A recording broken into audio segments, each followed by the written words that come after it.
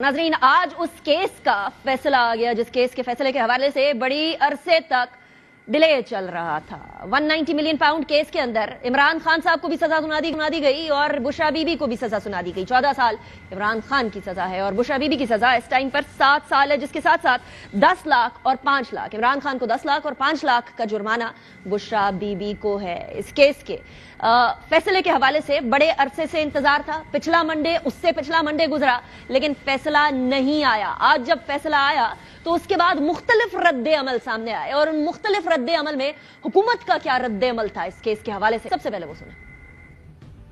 तहरीक इंसाफ के पास ये राइट था कि वो अपने डिफेंस में एविडेंस देते। उन्हें जाना चाहिए था सफाई के गवाह के तौर पे कि उनका ना जाना भी ये प्रिजम्पशन है कि उनके पास कहने को कुछ नहीं था। अब उनके पास ये राइट है कि वो अपील फाइल करें। तो टाइम लाइन्स हैं, फर्स्ट इन फर्स्ट आउट की जो पॉलिसी है, इन केसेस में भी वही होनी चाहिए। आप अपनी बेगुनाही साबित करने में नाकाम रहे हैं। डे 1 से ओपन एंड शट केस था। आज के बाद पाकिस्तान में इतनी मेगा करप्शन करते हुए कोई 100 बार सोचेगा तो ये कोई ईदी का ट्रस्ट नहीं था, छीपा का ट्रस्ट नहीं था, ब्लैक मनी रिश्वत की ली गई थी, उसको वाइट करने के लिए, छुपाने के लिए बनाया गया था। अपील का हक इनको हासिल है मगर लीगली केस लड़ना पड़ेगा। रियासत का फैसला है कि 9 मई हो, 26 नवंबर हो, बगावत हो या करप्शन, इस पे कोई माफी नहीं होगी। 190 मिलियन पाउंड के केस का फैसला है। न सिर्फ खुद पे चोरी साबित हुई है बल्कि पहला तारीख का वजीर आजम है जो रिश्वत लेते हुए रंगे हाथों पकड़ा गया।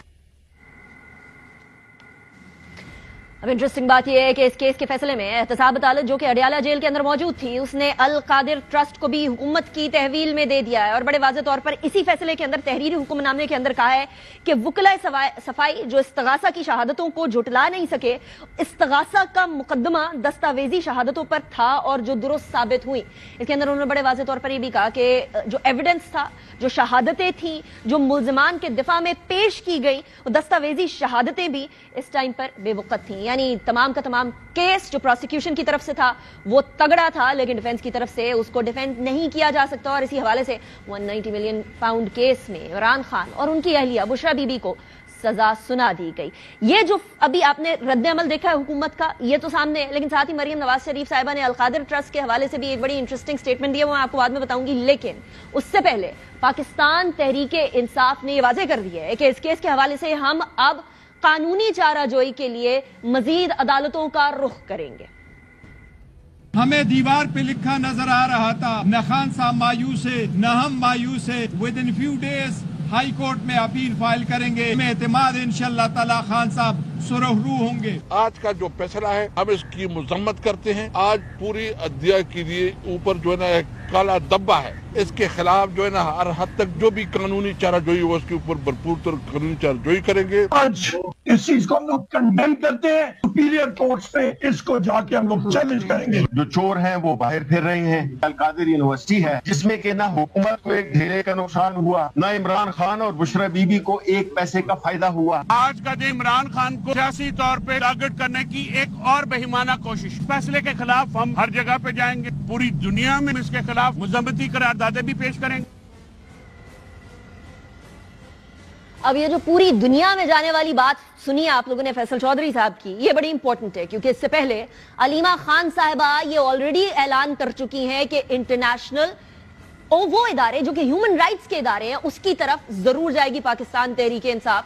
सियासी तौर पर दीवार से लगाने का इल्जाम तो पीटीआई हुकूमत पर लगा ही रही थी, लेकिन हुकूमत ये कहती है कि ये किसी तरीके से वो मकाफाते अमल है जो कि किसी टाइम पर जिसके बारे में पाकिस्तान तहरीक इंसाफ को बड़े वार्न किया जा रहा था इस हुकूमत की तरफ से। अब ये मकाफाते अमल है या ये पॉलिटिकल विक्टिमाइजेशन है, ये जो भी है, इस टाइम पर ये सारी चीज कन्वर्ज कर जाती है कि आखिर में जो मुज़ाकरात हो रहे हैं, जो पाकिस्तान के अंदर सियासी इंस्टेबिलिटी को बेहतर करने के लिए किए जा रहे हैं, वो अफेक्ट होंगे या नहीं होंगे। वजीर दिफा ख्वाजा आसिफ का इस हवाले से बयान सामने है।